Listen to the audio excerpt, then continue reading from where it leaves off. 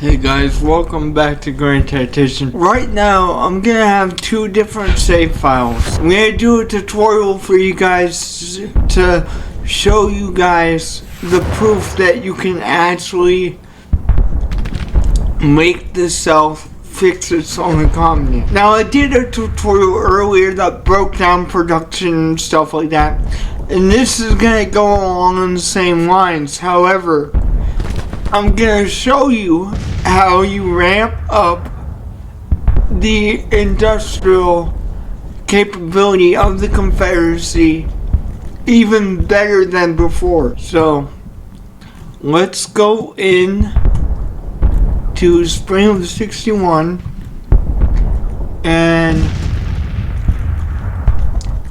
get rid of King Cotton, grab arms agents and Indian allies, switch that to Southern industry. Now, what we're gonna do is we're gonna start this campaign, and this is just gonna be a tutorial of the start and how you get things ramping up here. Okay, so what you guys do is, first of all, go into the industry tab, and we're going to do the foundries first because they're gonna get built first. Okay, so we're gonna do the foundries first is what we're gonna do. I may increase the industry by 2 than I did before and see if we get an even better result in terms of production. But I'll do exactly what I did when I discovered it, and I tried to upload it as a short using my phone because I didn't know how to put it as a short in terms of actually recording the game screen. So this is a revised tutorial, almost a second part of the original tutorial. Now let me find Alabama here, because that's going to be key. Okay, we're going to start by putting a foundry, and some of you players are going to disagree with me, but the proof is going to be in the pudding here. What we're going to do is we're going to put a foundry in Selma. Where is that? I think that's right there. Yes, it is. Okay, so we're going to put a foundry in Selma, right as close as we can here. Then we're also going to put another ironworks in very close proximity to that. Okay, they're gonna go in the same region. Now, why am I doing this? Because the closer you are, you cluster your industry, and the closer you build your industry, the cheaper it becomes to transport. Therefore, it accelerates your production overall because they don't have to essentially ship it long distances. Now we have Selma taken care of. Okay? And you'll notice that I never unpaused the game yet. That's crucial. Then we're gonna go into Georgia, and we're gonna do Macon and Atlanta, and we're gonna do the same process that we did before. A foundry and an ironworks in Macon in close proximity. Okay, we got the foundry placed. Now we're gonna get the ironworks, and this costs a decent amount of money, but as time goes on, you're going to be thanking me. Then you place the ironworks down. Then we move up to Atlanta, and we rinse and repeat. You do have a level 2 ironworks already in Atlanta, okay? But we're going to put an extra one there anyways. And then all we're going to do now is place the extra ironworks in there. And the closer you can get this, the better. There we go. At this point, we're gonna unpause the game. I'm actually gonna get some policies here. The first one you want to get is money to the military, and I'll explain why you want to get that, okay? It's because you can unlock the Springfield faster which is why I got arms agents at the beginning, okay? Because it's the cheapest decent gun that you can manufacture. But if you do not have arms agents, you cannot use it as Confederacy. Okay, so keep that in mind. Now what we're going to do is we're going to ramp this up to 10 million. We're going to ramp everything else up to 5 million, excluding diplomacy and agriculture. Okay, we're not going to fund either one of these, but we're going to ramp up military to 5 million, industry to 5 million, which is 4.6 now. Let's fix that. And then we're going to ramp up economic to 5 million as well, and policy is 10 million. Politics 10 million. Okay, so that's how you want it set for now. When these foundries get done, because I want to see if we can do it a little earlier, I guess. Let me find South Carolina really quick. And see if this makes a difference. Guys, when I discovered this, I put just the cities that you saw me put that stuff in. However, I'm going to try something. I'm going to put a Foundry in Columbia, North Carolina. And I'm also going to put a Iron Works within the same region, okay? We'll see if that makes it even better from the last time. But we are going to take your credit hit at the beginning. I'm not going to lie to you guys. But if you keep your buildings adjacent, it makes the clustering even more powerful. Now you don't want to overdo it per region, but you do want to cluster a little bit. As you can see, we're down to a triple B right now, okay? But watch this. Once all these foundries are done, it's going to make our production just skyrocket. The ironworks won't get done until chapter 2, so don't expect it to. But you do have the foundries built before chapter 2,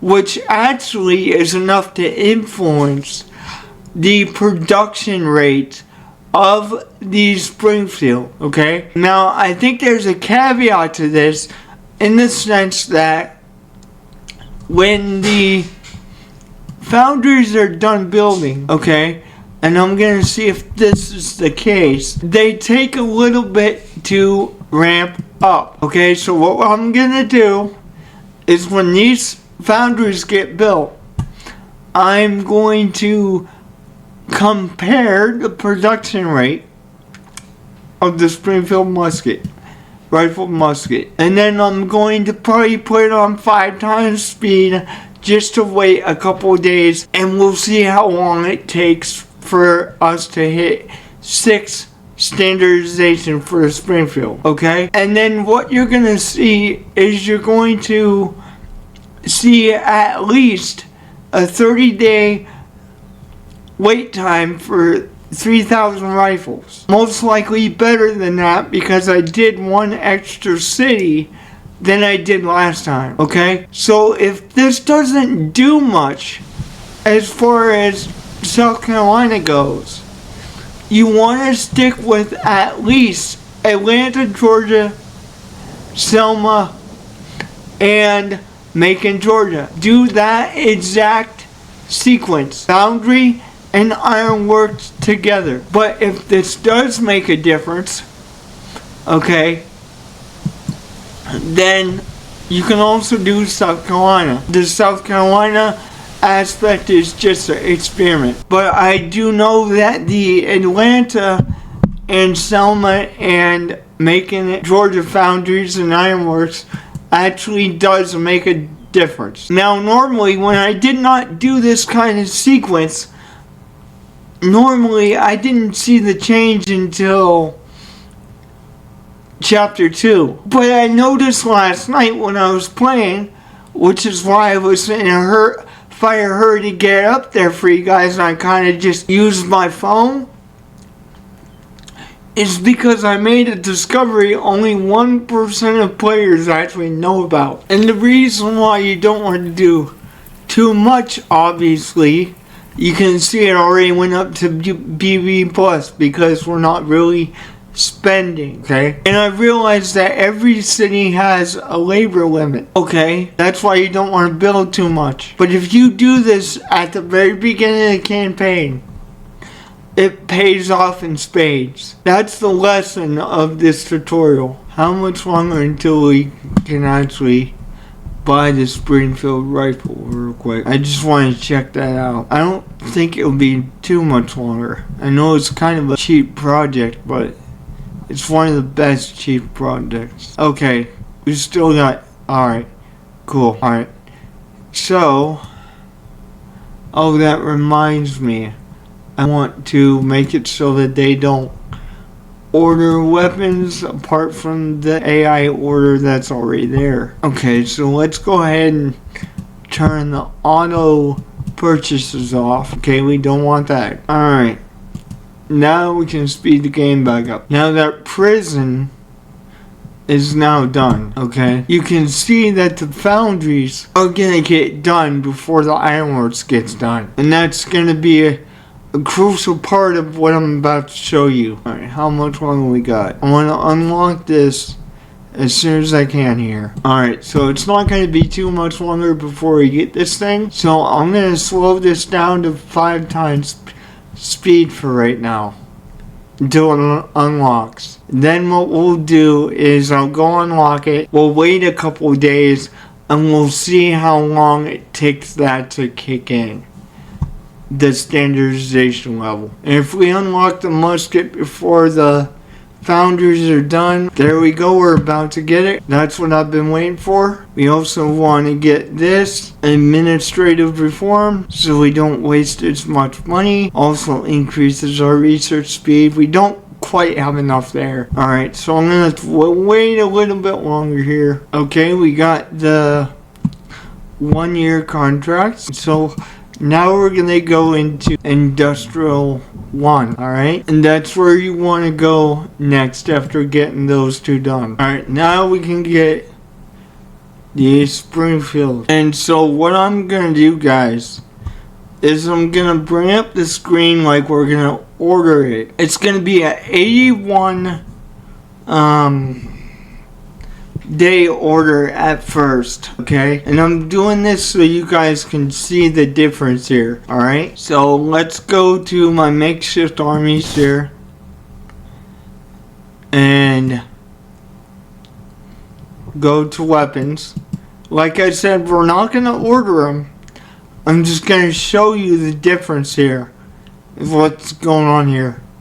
You see this 81 day wait time for 1,000 because the standardization is 0, okay? Once the foundries are done, I'm gonna wait a couple of days, maybe 2 or 3 days, and then check on it again. See how quickly we can make a difference. When I did my game, I actually didn't realize it until April 13th, 2 days before the war started, okay? But since I'm doing this tutorial, I want to see if we can recognize it earlier, because I wonder if I just didn't click on the button until April 13th. I wonder if it kicks in before then. That's why I'm saying something like that. Because the earlier that we can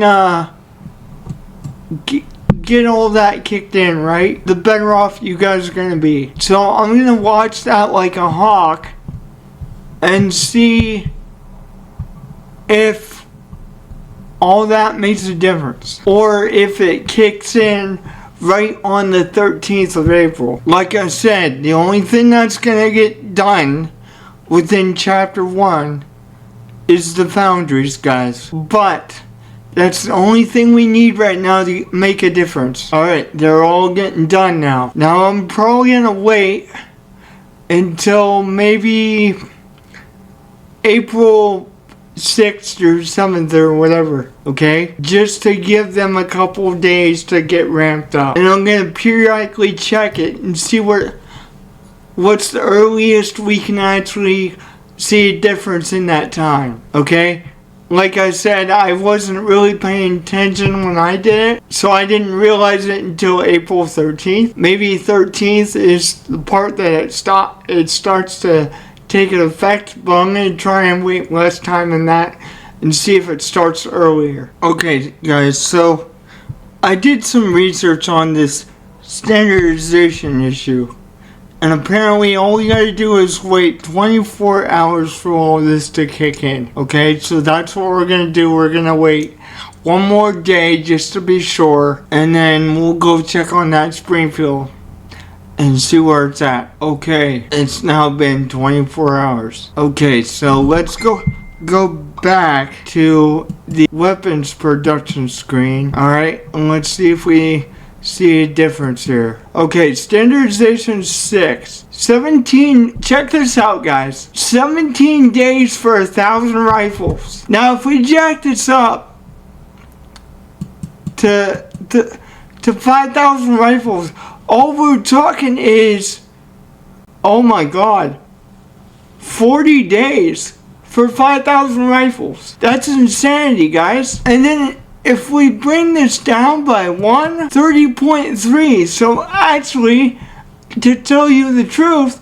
that Foundry in Selma and the extra one that I put in Columbia, but the other ones that I put in Georgia, that actually did make a difference, because when I just did Selma and Atlanta and Macon, my production of these things was 30 days, but it was 0.3. So that actually made a slight difference, believe it or not. Now you have the proof right in the pudding, guys. That's how the Confederacy industrial thing works. You gotta preload it. Anyways guys, I'll see you guys next time, and God bless. Don't forget to push that like and subscribe button.